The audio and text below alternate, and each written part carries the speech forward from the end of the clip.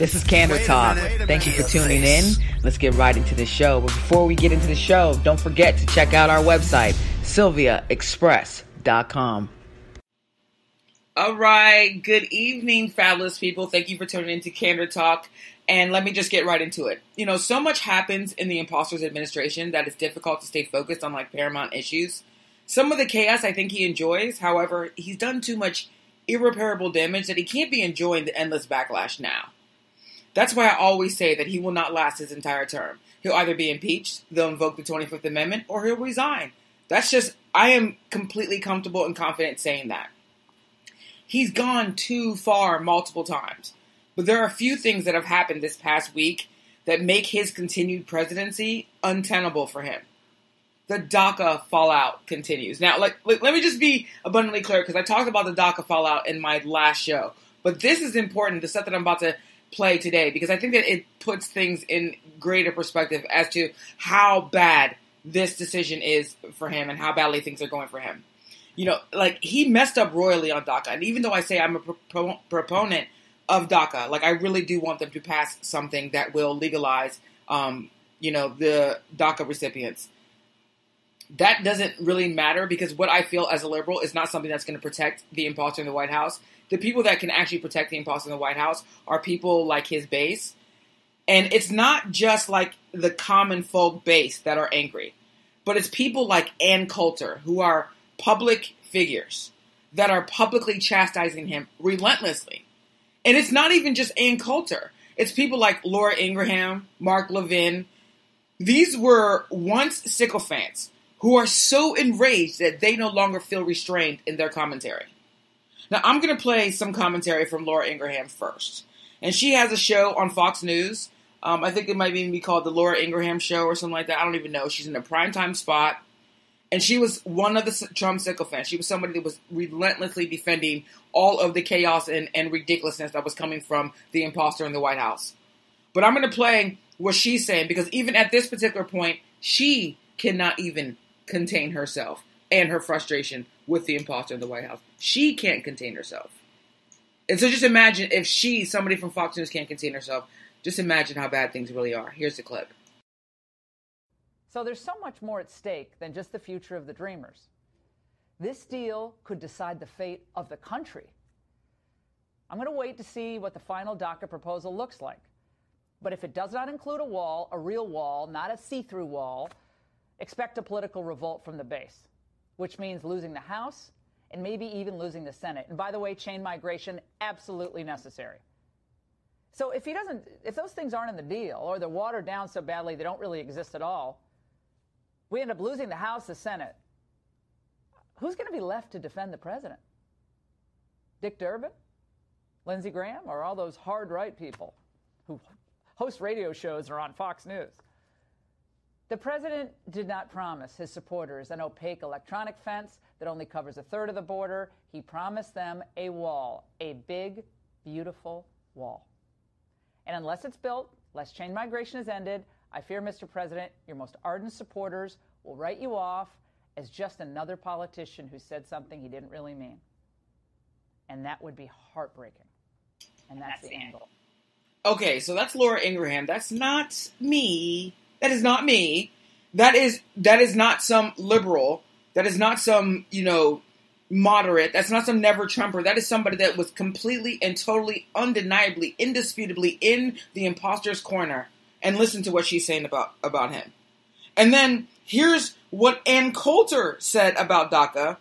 Let me just say something before I play the clip about Ann-Coulter. While she's a detestable human being, I need to make sure I reiterate that. She is a detestable human being. She literally, no matter what you want to say about her, she literally wrote a book called In Trump We Trust. That is somebody that was clearly, indisputably, a Trump sycophant. And now if you listen to her, her tune is quite different. It's not the same thing that she was saying before that basically just continued to reinforce the, absurdity that was going on in the imposter's administration. Now she's saying something entirely different. So I'm going to play a clip from Ann-Coulter. I want you to listen to this, and then I will say something after the clip. Here it is. Palm Beach in Florida by the conservative commentator and author of In Trump We Trust, Ann-Coulter. Good to have you back on the program, Ann-Coulter. In Trump you no longer trust, right? Well, it's starting to look like everything he said about it was all me. It wasn't Steve Bannon. Bannon came in the last 2 months. Starting to look like maybe it was all Bannon. It was in Bannon we trust. I mean, as soon as Bannon is gone and banished from the kingdom, suddenly he's willing to grant amnesty, which was kind of the signature issue of his campaign. Well, I remember speaking to you several times last year, and you told me that the reason why you got on board with Donald Trump was precisely because of his hard line on immigration, and you thought that that was the thing that was going to make him win the election. And you were right. Yes. Do you now feel betrayed by him? Thank you. Well, we'll see what happens, but I have a blistering column going up on this later today. I mean, he's wandered off the reservation about 5 times before by my count, during the campaign, during the transition, since he's been president, and the public has brought him back. His voters have brought him back every time, but it's getting a little exhausting, and I mean, it's starting to be, the scenario I'm seeing is, Lucy's going to move the football. Lucy's going to move the football. Lucy's going to move the football. Oh, she moved the football. I mean, how much longer can we keep him in line? It's the beginning of his second year. There is no wall, and he held a press conference with members of Congress yesterday to repeatedly say he was for amnesty. Now, he said a few other good things, but if he was calling that press conference to prove, I mean, he's dealing with a personal problem he has and selling out his base, and that is this Michael Wolff book that's come out. If he was trying to prove he wasn't senile, that press conference didn't do it. Okay. Screwed up before, but then again, he had Bannon with him before, and wow, it's striking that Bannon's pushed into the ground, and the next day he's coming out for DACA. Okay, so briefly, has he gone back to his natural base, which is in fact not white working-class Americans in the Midwest, but Fifth Avenue, the well-heeled, people like him, rich as creases? That was really never his base, but yes, that is the great fear, and that's what the White House is beginning to look like. Okay, so if you hear that is Ann-Coulter. That's not me. Again, that is not me. That is Ann-Coulter basically reiterating pretty much what Laura-Ingraham has said. And I'm not going to play Mark Levin because he's literally off the reservation, beyond off the reservation. Like, I think both of the Laura-Ingraham and Coulter are both detestable human beings, but Mark Levin is like beyond detestable as far as I'm concerned. But nevertheless, I said previously in a previous show, and you can listen to it on Candor Talk. On the Candor Talk. If you subscribe here to our show, you can listen to it here as well, or you don't even have to subscribe. But it's on our page. And I talked about Bannon, and I said that I thought that Bannon outmaneuvered Trump. You can also listen to the show on SylviaExpress.com, and that's with a Y, and that's going to be in the description box. But the actual website, SylviaExpress.com. But the thing is, I said before in that previous show that I did on Bannon that he had outmaneuvered Trump. And that even though Bannon is a horrific person, he still did damage to Trump. Even Coulter can't deny that Bannon was the anchor to the Trump agenda. Not just her, but Bannon's supporters are angry too. Here are some of what their comments have been. And I read some of their comments before on our last show, but here are some more. Just to tell you how much trouble Trump is in right now. He's in a host of trouble right now. He's going to have to try to reclaim this base, and he's angered so many different people that he needed to sustain himself. But here are what some of the Bannon supporters are saying. Here's some of their comments. Bannon built Breitbart into the most feared, most preeminent, most trusted media outlet in America. Rhinos, Dems, and the swamp media frauds feared Bannon Breitbart more than anything or anyone. It is insane to risk derailing what Bannon created over off-the-cuff remarks made privately in the heat of the battle to save the Trump movement from the Ivanka swamp. Absolute knee-jerk insanity to break something this important when it ain't broke. And then it said, this website is funded, this is another comment, this website is funded by hedge fund billionaires. The populism has always been phony. Here's another one. It's not phony. Actual Americans want to preserve the country without war. That is what the movement is about. However, let's just be honest. They should not have gotten rid of Bannon. That was definitely a mistake. Then it says, here's another one. It says, where's the proof that Bannon is an alcoholic, because I guess somebody said that Bannon was an alcoholic, says, you sound like all the bimbos around here tossing accusations, or did you buy into the fake Photoshop pictures of fake media put out there? Steve is a patriot that I respect. Now, just mind you, these people are supposed to be as angry with Steve Bannon as Trump is, right? Because they're supposed to be Trumpites. They're supposed to be Trump pansies, right? They're supposed to be Cult 45, and these people are literally sitting here sticking up for Bannon. But this is some more of the stuff that they said. It says, Bannon was attempting to keep Trump honest by holding Trump to his promises during the campaign. For some stupid reason, many on here lost their damn minds to support Trump over the platform he campaigned on. If you voted for Trump, the man over the issues and the platform, then you're a dolt, moron, and a complete disgrace. You don't stand for anything. You're the swamp. You're the problem. You're the low IQ voter. You're the hypocrite. You're why we get flip-floppers in the office that only cater to the lowest common denominator. Congrats. Trump will morph into Bush overnight and start propping his kids up as to be senators. Next on the Ivanka agenda, amnesty for illegals, 8D checks. Nope, good old-fashioned bait and switch for the win. And then someone wrote, I agree with you 100%. Okay, and then here's another comment. And it says, people are letting their emotions overrule their heads. Focus on what Trump promised, and then look at what has actually happened. Bannon is not a flip-flopper, and he is a man on a mission, a pretty honorable one. So imagine how he likely felt as he watched Trump refuse to do what was promised, watch swamp types and hangers on that Trump brought in to manipulate him, watch the turtle and others outmaneuver Trump, etc. He is pretty pissed, and rightfully so. Still, though, he should have just bailed out on Trump sooner. Really, he should have. Then it says, Bannon is 100% supporting the MAGA agenda. It is not the Trump agenda anymore. You could call it the Trump campaign agenda because he did campaign on MAGA promises, but he keeps choosing very questionable people for important positions in his government. He keeps allowing crappy Obama appointees to remain in his government to undermine him at every step. And now he appears to be craving into Dems. What happened to, we're going to deport them so fast their heads spin? Then it said, someone else said, I'm telling you, there's so many of them. Bannon is 100% supporting the MAGA agenda. It is not the Trump agenda anymore. And then this person said, exactly. Ideas are greater than the man. The pen is mightier than the sword. And then another person said, agreed. Trump was losing badly until Bannon came on board. I keep saying a Trump sycophant is no better than a Barry sycophant. If Trump caves on DACA, he is a one-term president. Okay, so those are Bannon supporters. So not only is Ann-Coulter, Laura-Ingraham, Mark Levin, these people that have huge platforms are saying these things, but also the base, the actual base, the sycophants that have been there, out there fighting for him from day one, they are now saying, we are supporting Bannon. And let me just tell you something. Here's the problem for Trump. He's promised DACA already. He will have a difficult time withdrawing support now. It's political suicide to do so. And so it's even political suicide to actually go forward with DACA. It's actually political suicide to go forward with DACA because his base will be angry about it. His base is not wanting to go forward with DACA, but he already had made promises about DACA. So the thing is, his supporters don't want DACA, even if there is a wall. And they think that Trump has sold out and that Bannon was the brains behind MAGA agenda. That's what Ann-Coulter said. And I said, I didn't think it would happen this quickly where people would start saying that Bannon was the brains behind the Trump agenda and that Bannon is going to start to be the one that looks like he actually was the one trying to stick to the Trump agenda and that Trump was the one that was actually selling out.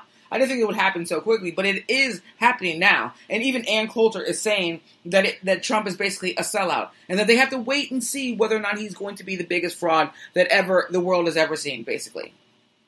And let me just say something. If you're a Trumper and you're listening, Trump isn't even any longer. He's not even certain that a border wall is even necessary, okay? He's not even certain. Let me just tell you what. Manny Raju from CNN, he tweeted this out. Kellyanne Conway tells Chris Cuomo that after consulting with experts, Trump has discovered a physical wall is not needed across the entire border. Part of it is better technology. Part of it is fencing, etc. Okay, this man promised you a big and beautiful wall, a big and beautiful one that Mexico was going to pay for it. And now all of a sudden, this man has his sycophant loyalist subordinates coming out there on live national television and basically telling them, you know what, we're not even sure we need a border wall. We don't need the whole thing. I mean, we just kind of need like a little bit, but we don't really need the whole thing. And let's just keep it 100% real here. This guy has completely conned you. And let me just be candid here. He may be able to get a couple $1 billion in a negotiation that won't build any wall and likely will fix the fences and do some minor repairs. And then he'll tell his base he got the first round of funding for the wall. The base, being utterly gullible, will celebrate this big, beautiful wall he promised, one that won't get built. But they'll be happy because at least there is the symbolism, even if it's utterly meaningless. He will sign legislation supporting DACA and maybe some other immigration provisions that won't amount to a wall or Mexico paying for it. That's what you were promised. This is the harsh reality. No wall will be finished, fully constructed, beautiful, or paid for by Mexico. It was a con. People like Bannon recognized it was a con. That Trump doesn't feel any convictions on anything that he won't personally benefit from. That's just a fact. And Bannon went scorched earth because he wanted out. He no longer wanted to be affiliated with a sinking ship because this ship is sinking. He can't fulfill his promises to his base. He is not loved by the country. People hate him. They hate him globally. He's so erratic and impulsive. He's so unhinged. He can't contain himself. He's so flippant. This man's presidency is literally sinking every single day. So Bannon decided to exit the premises. Exit stage left. I'm out. And now he's about to give testimony. Bannon is. And he promises to cooperate with the House committee this coming week. Here's a clip explaining exactly what Bannon is about to do coming forward. And I'll talk about that after the break. In the wake of a public break with Donald Trump and the loss of his job at Breitbart News, Steve Bannon now finds himself in the crosshairs of the Russia investigation, at least one prong of it. He will appear before the House Intelligence Committee next Tuesday to answer questions about Trump campaign contact with Russians. NBC News has confirmed that Bannon has retained an attorney to represent him, same lawyer that's representing White House counsel Don McGahn and former White House Chief of Staff Reince Priebus. Okay. Now, this is the thing. Why would Bannon lawyer up? Why would he hire the same lawyers as Priebus and McGahn, who people claim have actually flipped? They're saying that Priebus actually substantiated some of the dates in some of the evidence that Mueller had, and that Priebus lawyers basically and McGahn have convinced them to flip. We'll find out for sure whether that's true or not, but that's essentially what the rumor is. And there is proof, though, that he did substantiate some of the stuff that Mueller was basically investigating. But it's impossible for those attorneys to represent Priebus, Bannon, and McGahn and represent both parties' interests equally, right? You can't represent a cooperating witness and then a hostile witness as well. It's a conflict. And the thing is, what's really happening here is what I believe is that Bannon wants to take down Kushner and Ivanka. I'm not sure about Donald Trump Jr., but I think he might probably want to take down Donald Trump Jr. after what's just transpired in this recent feud. But I definitely think that he's going to try to take down Kushner and Ivanka. And that is the reason why he's willing to hire the same attorney that Priebus and McGahn have allegedly hired. That it's the same attorney that people are alleging that he did. And the reason why he's willing to do that is because he's willing to also cooperate. And if you're willing to cooperate, then your interests are aligned with the same interests of those other witnesses and those other clients of that attorney. That attorney could not continue to take that case if he knew that Bannon was basically going to contradict what his other clients, his previous clients, were basically going to do. So, I mean, even though he's has this lawyer and stuff like that and hasn't necessarily said anything just yet, and at least we're not certain of anything like that, he has a lawyer for a reason. He's going to start talking. He recognizes that he actually has more power than Trump in this particular situation. He's not the main subject of the investigation, but he has a lot of information. I said before, and I will say it again, that Bannon has outmaneuvered Trump. Trump lost something here, not Bannon. You can say it was Breitbart, but go listen to my show about Bannon. You'll understand what my position has been. And I think that things are starting to play out exactly how I said they were going to play out. That Bannon was going to get the upper hand in here. And I despise Bannon. I literally despise Bannon. I have absolutely no love for Bannon. I think he's a despicable human being. But the truth is, Bannon definitely outmaneuvered Trump in this particular one. And Bannon's going to come up on this. And this is a problem for Trump. The fact that Bannon is actually going to testify because Trump can't control the narrative. Trump can't control Bannon. Trump can't call Bannon and be like, hey, look, let's talk before you go do that. Nope. Unfortunately, you've lost that opportunity. And Bannon was part of not only your campaign, but also your White House. That's a problem. Another thing that happened before I go to the break, something absolutely hilarious happened. Okay, so this is a situation with Trump's, basically, his doctor and his health evaluation. I'm going to play this clip. I want you to hear what actually happened, and I'll talk about it after that. Here's the clip. Playing this straight, the White House says this is what White House physician Rear Admiral Ronnie Jackson said about the president's physical today. Quote, "The president's physical exam today at Walter Reed National Military Medical Center went exceptionally well. The president is in excellent health, and I look forward to briefing some of the details on Tuesday." And then right at the end of that statement from the White House, they put his name on it, Dr. Ronnie Jackson. You know what? I'm going to go out on a limb here and raise the possibility that this statement was not written by the White House physician, Rear Admiral Dr. Ronnie Jackson.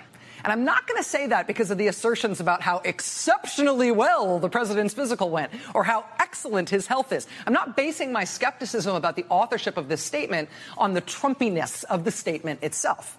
I'm just setting that aside. No, the reason I think this might not have actually been written by the White House physician, Dr. Ronnie Jackson, is because that is not how you spell Ronnie Jackson.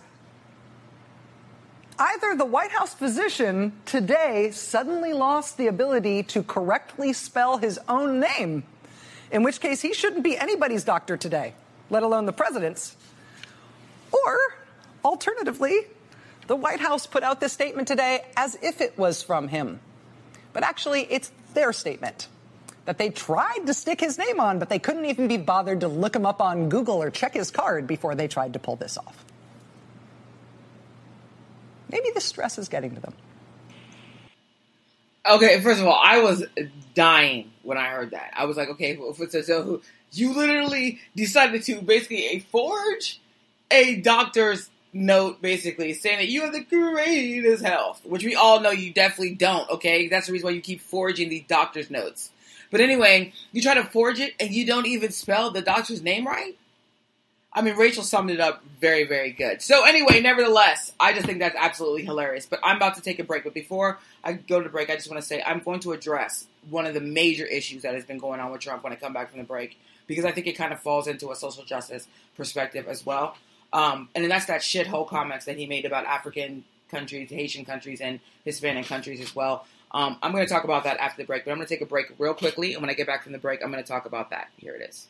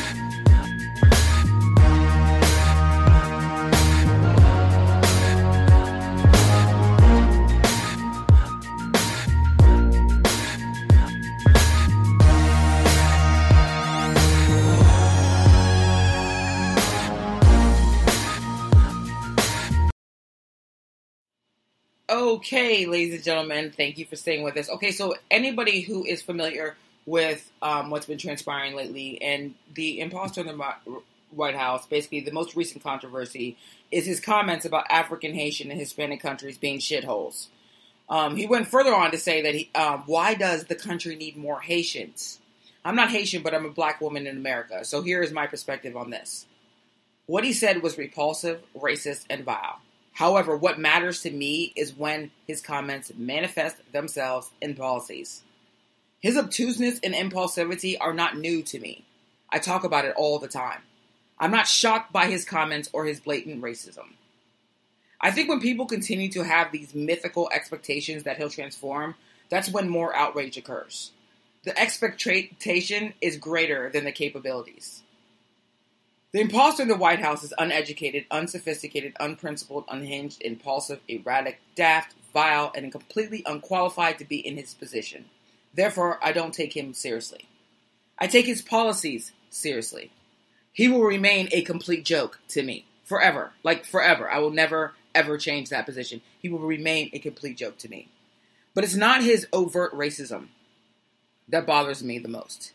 Even though his racism bothers me only because he has the power to affect black people and minorities like me. However, in order for me to feel innately offended, I must respect the person first. I have zero respect for the imposter in the White House. I did a quick show on my blog, sylviaexpress.com. The link is in the description, sylviaexpress.com. And it's on the videos page. And it discusses my perspective on racism, the N-word, and how to combat racism. You can listen to that there. But I'll say this. I have no intentions of allowing his racist rhetoric dominate how I feel. I don't internalize other people's issues. That's just not me. Those issues you have with yourself is not something that I'm going to internalize. The minute someone disrespects me based on my race or my gender, then I immediately devalue the person. It's literally instantaneous. It's like I just immediately think and look at the individual and say, you just aren't on my level. And so the thing is, I look at something like the Trump situation. I look at the things that Trump says and I say, you know, I don't know how to devalue Trump when I never valued him in the first place. And that's how I intend to operate consistently forever.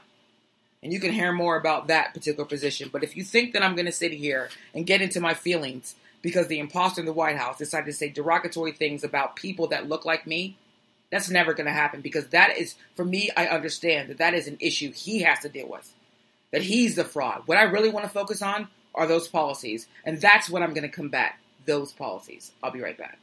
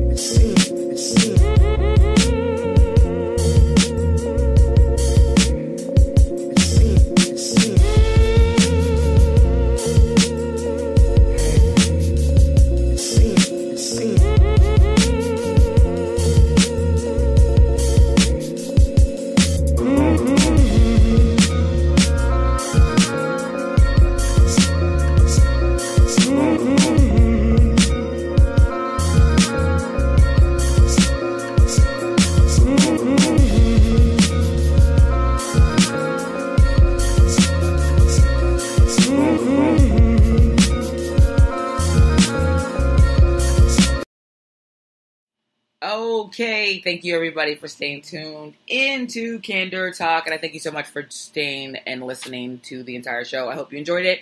Don't forget to check out sylviaexpress.com. I'm going to put a link in the description box to our website.